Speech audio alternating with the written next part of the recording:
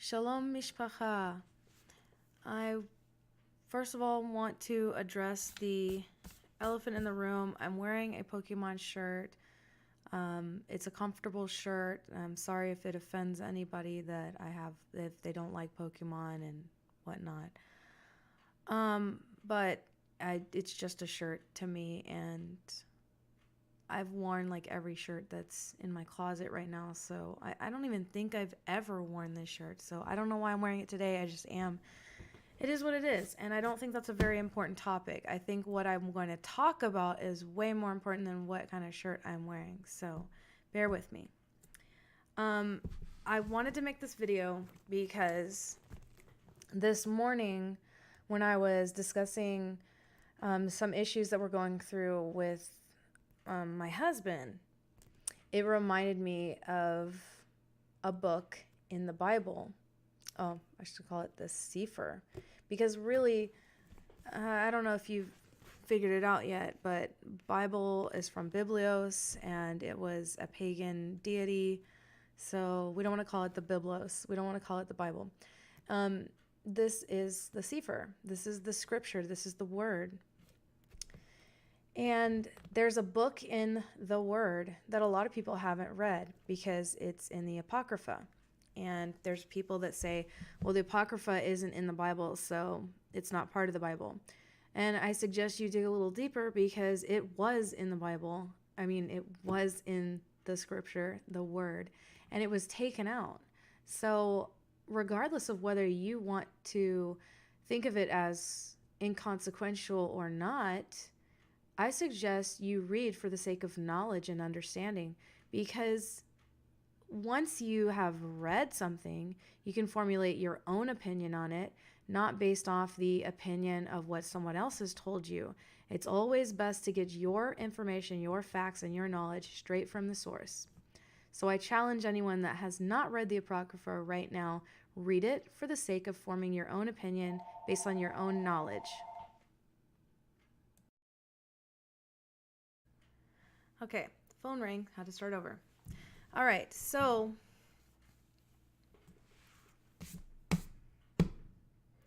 when I started reading the Apocrypha, there's a really, really short book in here.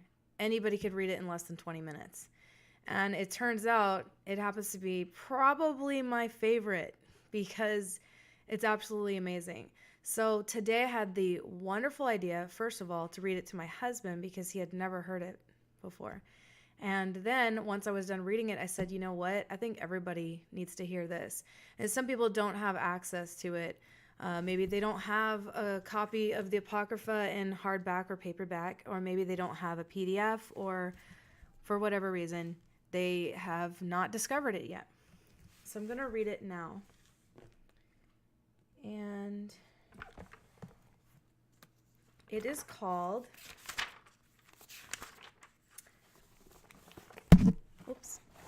It's called Baal and the Dragon, also sometimes spelled B-E-L.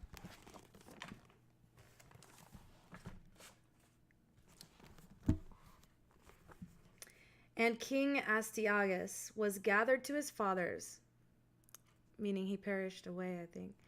And Koresh of Persia received his kingdom. So Koresh from Persia was the new leader, the new ruler. And Daniel, yes, the prophet Daniel, conversed with the king and was honored above all of his friends.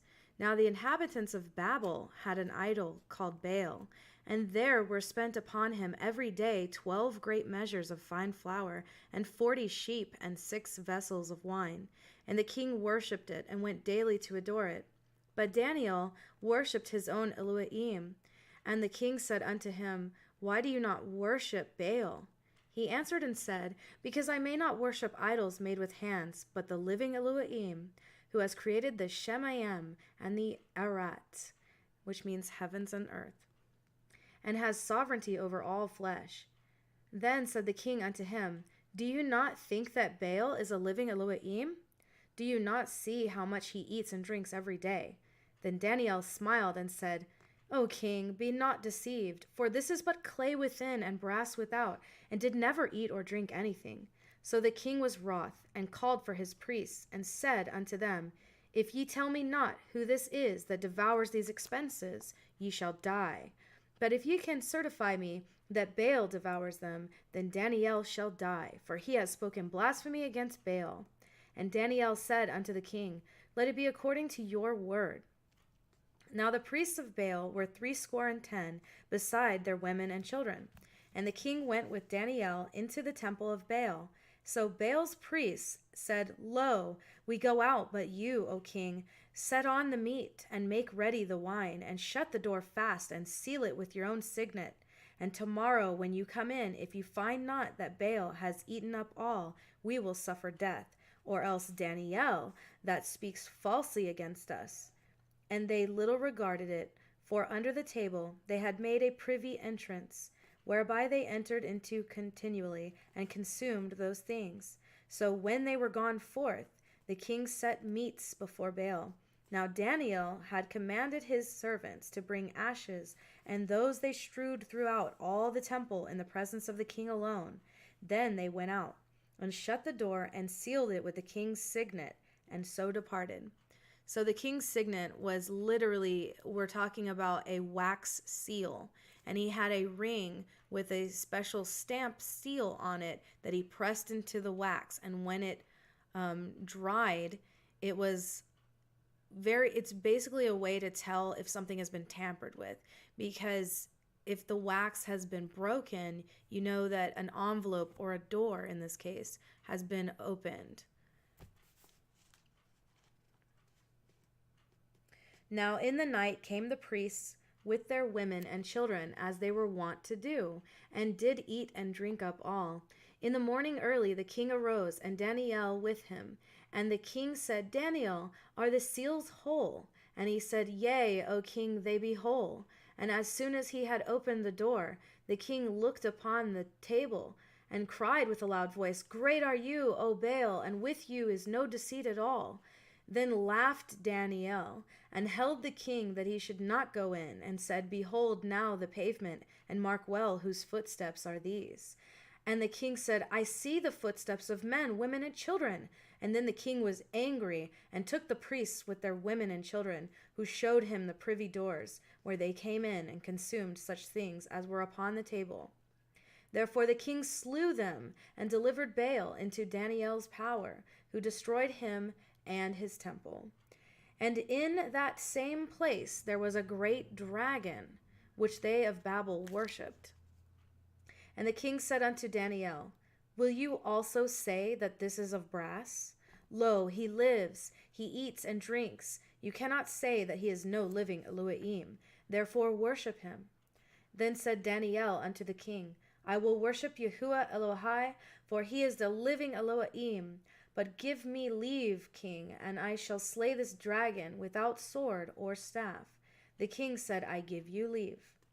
Then Daniel took pitch and fat and hair, and did seethe them together, and made lumps thereof. This he put in the dragon's mouth, and so the dragon burst in sunder. And Daniel said, Lo, these are the Elohim ye worship. When they of Babel heard that, they took great indignation, and conspired against the king, saying, The king is become a Yahudi, and he has destroyed Baal. He has slain the dragon, and put the priests to death. So they came to the king, and said, Deliver us unto Daniel, or else we will destroy you in your house. Now when the king saw that they pressed him sore, being constrained, he delivered Daniel unto them, who cast him into the lion's den, where he was 6 days.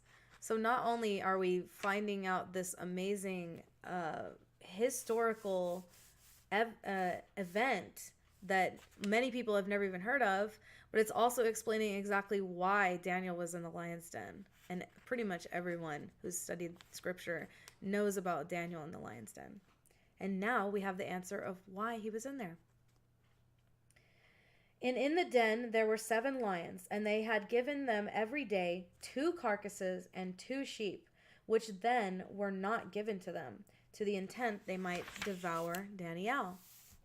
Now there was in Yehuda a prophet called Habakkuk, who had made pottage and had broken bread in a bowl, and was going into the field for to bring it to the reapers. But the angel of Yahuwah said unto Habakkuk, Go, carry the dinner that you have into Babel unto Daniel, who is in the lion's den. And Habakkuk said, Yahuwah, I never saw Babel, neither do I know where the den is. Then the angel of Yahuwah took him by the crown and bore him by the hair of his head, and through the vehemency of his ruach, which means spirit, set him in Babel over the den. And Habakkuk cried, saying, Daniel, Daniel, take the dinner which Elohim has sent you. And Daniel said, You have remembered me, Elohim. Neither have you forsaken them that seek you and love you. So Daniel arose and did eat, and the angel of Yahuwah set Habakkuk in his own place again immediately. Upon the 7th day the king went to bewail Daniel, and when he came to the den, he looked in, and behold, Daniel was sitting. Then cried the king with a loud voice, saying, Great is Yahuwah Elohim of Daniel, and there is none other beside you. And he drew him out and cast those that were the cause of his destruction into the den, and they were devoured in a moment before his face. I absolutely love that. I love it. I love reading real history. The history that's been hidden from us, the history we've been lied to, that it's inconsequential, it's not fact, and it doesn't belong with the rest of the wonderful books of the prophet. It's amazing. So I really wanted to share that with everyone. That's actually one of my favorites. And the very first time that I read that, I bust up laughing. I absolutely just could not stop laughing and smiling, because I thought it was genius that Daniel exposed the falsehoods of the priests, and it really minimizes what we're up against. When you think about it, that there really is only one true creator, and when you're on his side, he's got your back, and that everything else is fake. Sometimes the enemy, he's peacocking. He's fluffing up his feathers, and he's looking like he's more scarier than he really is, but you realize it's all a house of cards. And the people that are praising and worshiping statues, we're not to fear them, because they're fake. And everything that they have going for them is a scam. It's a setup, and it's built on nothing. So this story, when you read this book, it really puts it in perspective that it's a joke. Our enemy is a joke, and it's very easy to outsmart them. It's very easy to expose them that they're a fraud, and just full of it, I love this. I love this so much. There's so many lessons in it. And how interesting is it really that Habakkuk was the one that fed him, and an angel of Yahuwah brought him supernaturally by the hair of his head to the exact place that he needed to be, and then brought him back to where he was. And I think the other thing I wanted to clarify is, in case anybody didn't really grasp what the whole thing of Habakkuk was, is he was in a distant land, and he was bringing pieces of bread and some porridge to the workers in the fields, the reapers. They were harvesting wheat. So then you also get a sign of what season, what time of the year that this transpired. So I hope everybody enjoyed that. And cool, I kept it under 20 minutes. So have a Baruch and wonderful day. Shalom.